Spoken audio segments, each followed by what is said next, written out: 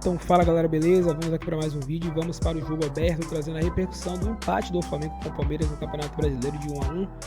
O jogo foi importante, né, pelo Campeonato Brasileiro, e vamos ver os detalhes da partida com a Renata Fã do Edilson, que vão trazer os detalhes, vão trazer a repercussão, vão trazer os lances, a arbitragem, gols anulados e muito mais. Você vai ver tudo a partir de agora, então já deixa o like aí, se inscreve no canal, ativa o sino, deixamos os créditos na descrição para a Band, jogo aberto. E vamos acompanhar tudo, fica até o final do vídeo para você não perder nada sobre essa repercussão, ok? Vamos agora acompanhar aí esses lances, né?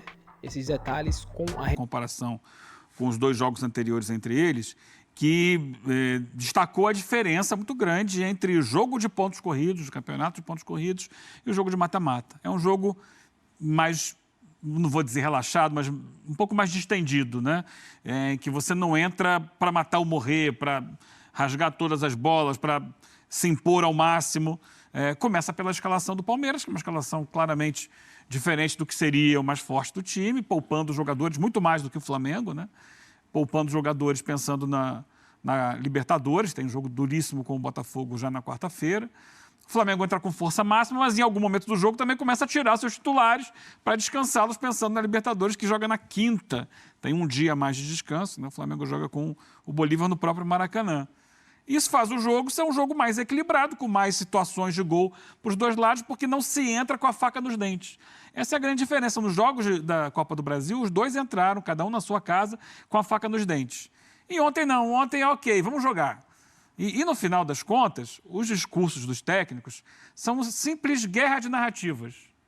Cada um vai puxar a brasa para a sua sardinha. Não, porque o meu time merecia ganhar, o outro time merecia ganhar.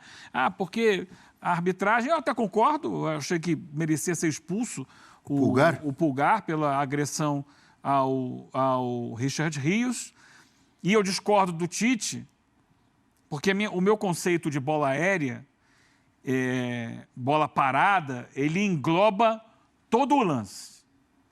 Porque é o seguinte, quando você vai para um escanteio ou para uma falta ali nas proximidades da área, em que você desmonta a formação do seu time, por exemplo, o que acontece ali?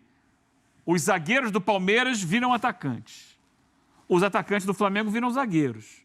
Ou seja, até aquela bola parar, seja por uma nova falta ou sair para a lateral, alguma coisa, a configuração do jogo está modificada. E até porque sai um escanteio na origem e há uma rebatida e o Flamengo não consegue ganhar a segunda bola. Sim. Aquela situação toda, no meu conceito, na minha forma de entender. Quem sou eu para querer desautorizar a leitura do Tite? Mas na minha leitura, que eu tenho certeza que é a leitura de muita gente, olha aí, a configuração do jogo aí continua diferente da configuração natural da bola rolando. Porque o rebote faz parte da jogada, do contexto da jogada, do escanteio. E na continuidade é outro cruzamento, outra bola aérea. Sim, é outro não cruzamento. É parada, mas é. Mas é o contexto de que um time que está defendendo a sua área a partir de uma jogada de bola parada. E o Flamengo falha, porque o rebote faz parte dessa jogada. Ele está integrado, você vê que está o time todo do Flamengo ali. Então, quando ele sai para fazer a linha de impedimento, ele sai de forma descoordenada. Tanto que um jogador que sai atrás de todo mundo, que é o Vinha, dá permissão, dá condição legal ao Rony para fazer a cabeçada. Se o Vinha tivesse saído junto com todo mundo, e repito, isso faz parte do contexto da jogada de bola parada, o Palmeiras não teria feito gol, seria anulado, né? Até o Bandeira marcou o impedimento equivocadamente. O Vinha que dava condição. O Vinha que dava condição, porque ele não saiu. Saiu a defesa inteira, ele não saiu. E no que ele não sai, ele habilita o jogador do Palmeiras. Isso, repito, na minha concepção, faz parte do conceito. Não foi uma cabeçada direta no escanteio. Não foi, mas a segunda bola faz parte. E a gente já analisou aqui, né, o Abel, ano passado, os gols de escanteios que o Palmeiras fazia, e nem todos eles eram diretos. O Palmeiras tem sempre a preocupação de colocar alguém na entrada da área ali, ou para chutar direto no rebote, ou para recolocar a bola na área, aproveitando que aqueles jogadores mais altos estão todos ali posicionados ainda próximos daquela função. Dessa vez nem era o mais alto, mas um bom cabeceador como o Rony. Sim, alguém que estava muito ágil na jogada, né? Foi muito da agilidade dele de conseguir fazer o contrafluxo antes de todo mundo e fazer a cabeçada. E depois, ainda no rebote do Rossi, mérito do menino Luigi, que se antecipou e tocou para o fundo da rede. Foi um jogo equilibrado, Abel. Não tem essa de que o Flamengo acha que devia ter vencido, o Palmeiras acha que devia ter vencido. Cada um teve seus méritos, mas o fato é que foi um jogo menos estressado do que os dois da Copa do Brasil, pelo contexto do campeonato. Mas precisa reconhecer isso, né, Eugênio, do lado do Flamengo, que há um problema hoje, que é a bola aérea. Hoje o Flamengo tem um ponto fraco. É a bola aérea defensiva, que precisa ser trabalhada. Os jogadores precisam ter mais confiança, porque quando a bola é alçada na área do Flamengo, já se sabe que há uma insegurança. E é um número, é um percentual alto. O Tite ali contemporizou, mas o Flamengo sofreu mais de 70% dos gols no Campeonato Brasileiro de bola aérea. Então, mas aí eu vou... de 21 são 15. Eu vou tirar um pouco desse peso, porque quando você tem um percentual mais alto de gols sofridos por bola aérea, significa também que, com bola rolando, o adversário não está entrando na defesa. Sim. Então, assim, se você não está conseguindo furar a defesa por baixo, numa bola aérea acaba acontecendo. E não é uma média muito fora do que... Nisso aí o Tite tem razão, do que os outros times estão levando. Agora, ele tem coisas a corrigir, é fato. Talvez ele esteja ali um pouco protegendo o próprio filho, né? Porque, ao que consta, o responsável por bolas aéreas é o filho dele, né? O Matheus Bach. Então, mas é preciso ajustar. E contratou agora o Vinícius. O de ontem, claramente, foi um erro de posicionamento da própria defesa no rebote. E nesse intervalo, Eugênio, nesse momento da temporada em que se tem pouco tempo para treinar, quando você tira um jogador da defesa, como o Vinha entrou ali no segundo tempo, até o cara entender e ter um entrosamento ideal, isso tem desajuste. Então, e até não dá para treinar exaustivamente, porque o Tite, ele assume o risco ao fazer a linha de impedimento, que dá resultado. É uma maneira de se defender que na carreira do Tite ele sempre foi bem sucedido. Vários técnicos fazem isso. E é normal. 2 gols anulados contra o Palmeiras nos 2 últimos jogos de bola aérea por impedimento.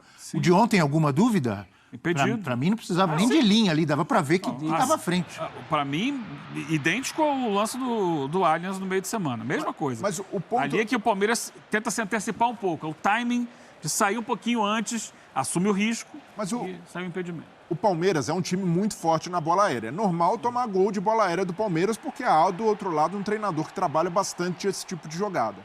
Mas é algo que o Flamengo precisa ficar ligado, porque na Libertadores, especialmente nesse duelo contra o Bolívar, os outros times que são inferiores ao Flamengo sabem que é muito mais difícil fazer um gol de bola rolando, envolvendo o Flamengo ou tendo posse para isso, do que investir numa bola aérea, do que de tentar num gol de escanteio ou numa bola cruzada aproveitando uma enfiada nas costas de um lateral para ter vantagem sobre essa instabilidade do Flamengo. E contra o Bolívar, jogando na altitude, aí numa situação diferente, ar rarefeito, a bola com a velocidade da bola muda. É um perigo, hein? Mas o Bolívar trabalhou muito e investiu muito em jogada aérea contra o Flamengo, e o Flamengo se preparou bastante para enfrentar o Bolívar na altitude. E no primeiro lance do jogo, o Bolívar marcou um gol de cabeça em bola aérea. E no ano passado, o Flamengo é eliminado da Libertadores para o Olímpia, sofrendo 3 gols de bola aérea. Não é um problema só do Tite. O Tite não criou esse problema da bola parada. Mas ele precisa buscar essa solução para estabilizar o sistema defensivo nesse tipo de trabalhado e corrigido isso, não é? Eu acho, mas além da bola aérea, claro, ainda mais está indo para a altitude, vai ter esse problema. O Flamengo tem que transformar mais em gols as oportunidades que cria.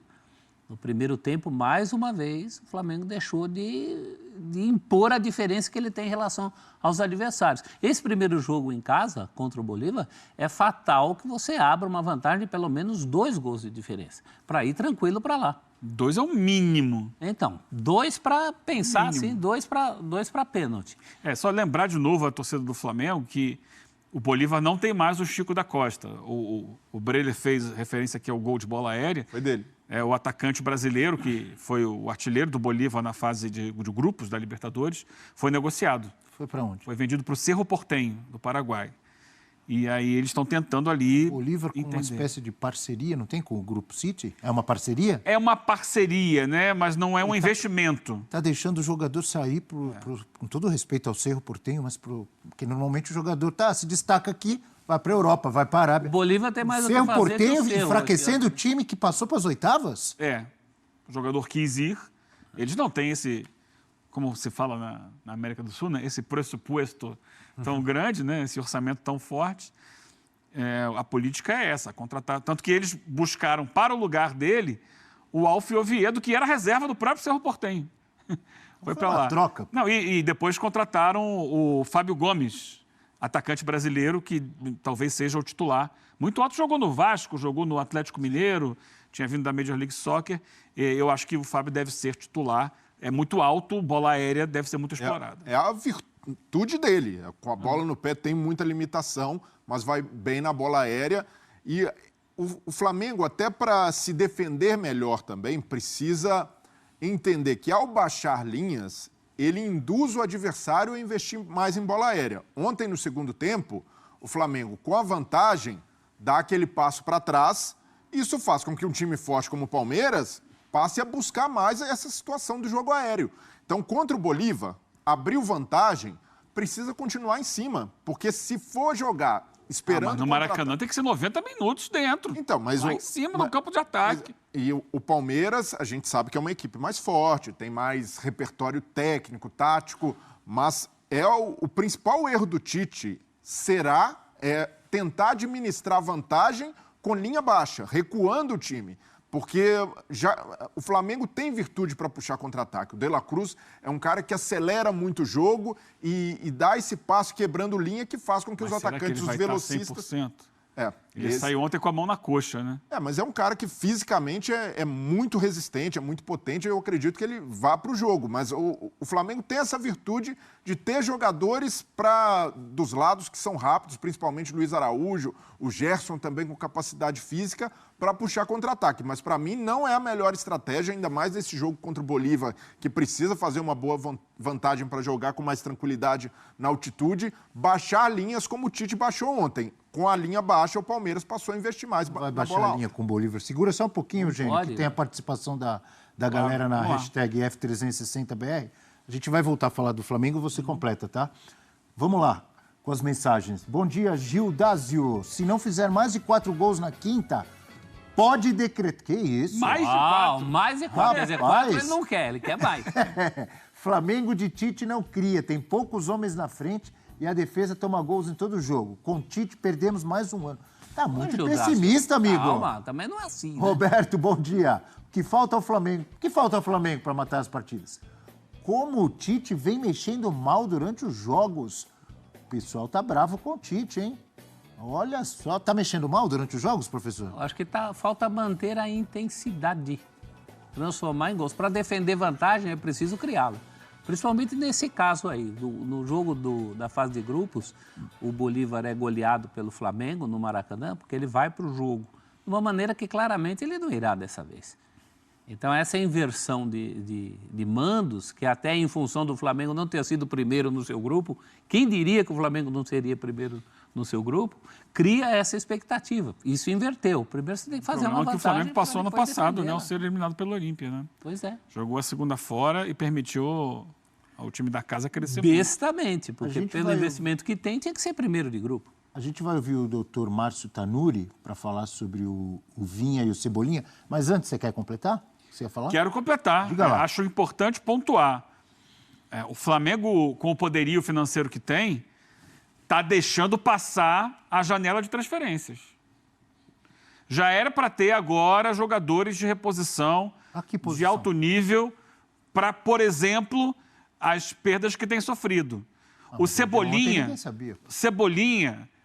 acabou, lamentavelmente, rompendo o tendão ontem, né? Que a gente vai falar sobre isso, que é uma lesão gravíssima, mas já foi a 6ª, 7ª vez que ele se machucou no ano.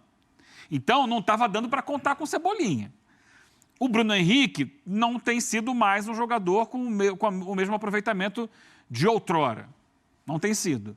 Aí você tem o Luiz Araújo, que teoricamente é um jogador da direita, de vez em quando entra para a esquerda, inverte com o Gerson ontem. Tem 2 caras para substituir o Cebolinha, Eugênio.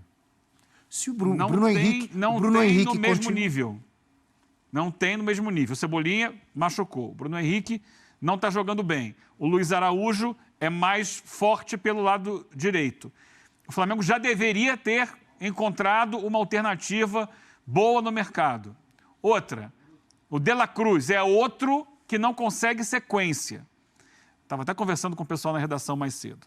Dá para fazer um paralelo com o que aconteceu com o Nacho Fernandes no Galo. O futebol argentino, onde o De La Cruz jogou a maior parte da carreira até aqui, é um futebol com um calendário muito menos ocupado do que o brasileiro. Então, os times jogam lá, tem várias semanas a mais de descanso. Por exemplo, o futebol argentino agora, durante a Copa América, ficou parado. Não tem campeonato estadual, né? Não tem estadual. A Copa América coisa, ficou livre. Então, os times de lá jogam menos vezes. E o De La Cruz, na Copa América, jogou num time do Bielsa que exigiu ao máximo fisicamente. O time do Bielsa corria e ele corria muito. Então, a gente vê que há um desgaste físico. Ele foi poupado do jogo de volta da Copa do Brasil. Um dos principais jogadores do time, você poupa jogando fora de casa contra o Palmeiras. Estava com uma dorzinha. Ontem jogou, no segundo tempo, botou a mão na coxa. Então, será que ele vai estar pronto 100%? E o Flamengo, com o peso que ele tem no mercado, todo mundo esperava. E o próprio Flamengo estava atrás de contratação, mas até agora não fechou. E o jogo já é quinta-feira. Teria que já ter contratado, não só para inscrever, como para ter jogado já, para o jogador já ter se ambientado um pouco. Todo mundo contratou, menos o Flamengo. O Flamengo, nessa janela, está vendo a banda passar. E isso é perigoso, porque há o desgaste, há a necessidade sempre de você ter jogadores que tragam disputa por posição, que elevem o nível. Então, o Flamengo hoje tem dificuldade. Se o Pedro machucar, hoje o Carlinhos não tem o mesmo nível do Pedro. Não. O Gabigol não tem conseguido jogar. Então, a diretoria do Flamengo está deixando o bonde passar e não está reforçando o time. Vamos lembrar que ano passado o Botafogo passou por algo parecido, né?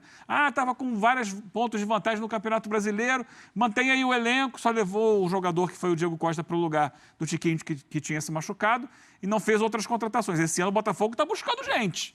Está aí na liderança do campeonato ainda, mas chegou agora o Almada, foram vários reforços agora no meio do ano. Vamos ver, o Flamengo precisa acordar, hein? Porque agora é que começa a grande competição. Passou na Copa do Brasil, bom para o Flamengo, mas é um calendário muito puxado. Campeonato Brasileiro, Copa do Brasil e Libertadores sem reforço. Vamos lá.